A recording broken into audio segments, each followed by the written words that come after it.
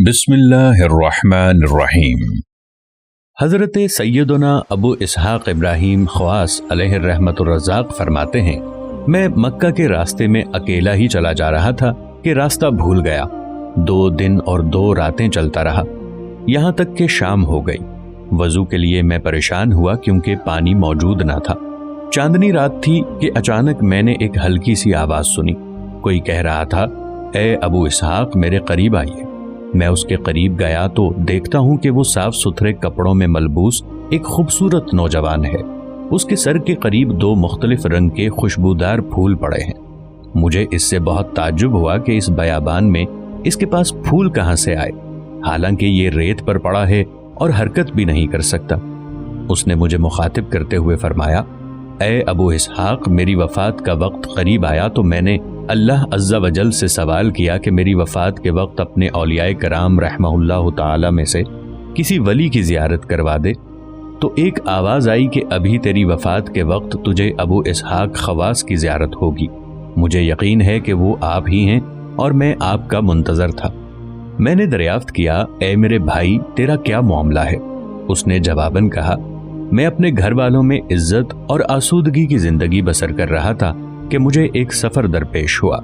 वतन से दूरी की ख्वाहिश हुई तो मैं हज के इरादे से शहर शमशाद से निकला, लेकिन 1 माह से यहाँ पड़ा हुआ हूँ और अब वफ़ात का वक्त करीब आ गया है। मैंने उस नौजवान से पूछा, क्या तेरे वालिदैन हैं? उस नौजवान ने कहा, जी हाँ, और एक नेकबख्त बहन भी है। मैंने पूछा, क्या कभी अपने घर वालों को मिलना पसंद किया या उन्होंने कभी तुम्हारे बारे में जानने की कोशिश की? उस नौजवान ने कहा, नहीं, मगर आज मैं उनकी महक सूंघना चाहता था तो मेरे पास बहुत से दरिंदे आए और ये खुशबूदार फूल लाए और मेरे साथ मिलकर रोने लगे। मैं उस नौजवान के मामले में बड़ा हैरान और मुतफक्कर था क्योंकि वो मेरे दिल में उतर गया था और मेरा दिल भी उसकी तरफ माइल हो चुका था कि इतने में एक बहुत बड़ा सांप नरगिस के फूलों का एक गुलदस्ता लेकर आया कि उससे ज्यादा खूबसूरत और खुशबूदार गुलदस्ता मैंने कभी न देखा था। सांप ने वो गुलदस्ता उस नौजवान के सर के करीब रख दिया और बड़ी फसीह जबान में बोला, ए इब्राहीम, अल्लाह अज़्ज़ा वजल के वली के पास से लौट जा क्योंकि अल्लाह अज़्ज़ा वजल गयूर है। ये सब कुछ देखकर मेरी हालत अजीब हो गई। मैंने एक जोरदार चीख मारी, फिर मुझ पर गशी तारी हो गई। जब होश आया तो वो नौजवान इस दुनिया से कूच कर चुका था। मैंने पढ़ा, इन्ना लिल्लाहि व इन्ना इलैहि राजिऊन, यानी हम अल्लाह के माल हैं और हमको उसी की तरफ फिरना है। और कहा, यह बहुत बड़ी आजमाइश है, मैं इसके गुस्ल और कफन दफन का इंतज़ाम कैसे करूँगा? तो अल्लाह अज़्ज़ा वजल ने मुझ पर ऊँघ तारी कर दी, जिसके गलबे की वजह से मैं सो गया। तुलुए आफ्ताब के वक्त मुझे होश आया तो देखा कि मैं तो उसी हालत पर था, लेकिन उस नौजवान का कोई नामो निशान बाकी न था। मैं परेशान हो गया। बहरहाल जब हज अदा करके शमशाद पहुंचा तो चंद निकाब पोश औरतें मेरे पास आईं।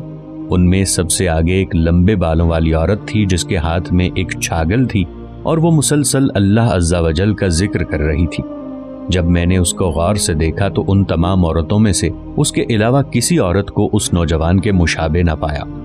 उसने मुझे पुकार कर कहा, ए अबू इसहाक़, मैं कई दिनों से आपके इंतज़ार में हूँ। आप मुझे मेरी आंखों की ठंडक मेरे भाई के मुताल्लिक़ बताइए। फिर वो बुलंद आवाज़ से रोने लगी। उसके रोने की वजह से मुझे भी रोना आ गया। फिर मैंने उसको नौजवान और जो कुछ मैंने देखा था सब कुछ बता दिया। और जब मैं उसके भाई की इस बात पे कि आज मैं इनकी खुशबू सूंघना चाहता था पर पहुंचा तो उस औरत ने कहा, भाईजान, खुशबू पहुंच गई, खुशबू पहुंच गई। फिर जमीन पर गिरी और उसकी रूह कफ़से अनसरी से परवाज कर गई। उसके साथ आने वाली औरतों ने जमा होकर कहा, ए अबू इसहाक़, अल्लाह अज़्ज़ा वजल आपको जज़ाए खैर अता फरमाए। जब उसको दफन किया गया तो मैं उसकी कब्र के करीब रात तक खड़ा रहा। मैंने रात ख्वाब में उसे एक सरसब्ज़ो शादाब बाग में देखा और उसका भाई भी उसके करीब खड़ा था। वो दोनों कुरान पाक की ये आयत मुबारका पढ़ रहे थे, बिस्मिल्लाहिर्रहमानिर्रहीम, लिमिस्लि हाज़ा फलयअमलिल आमिलून। पारा 23 सूरतुस साफ़ात आयत 61।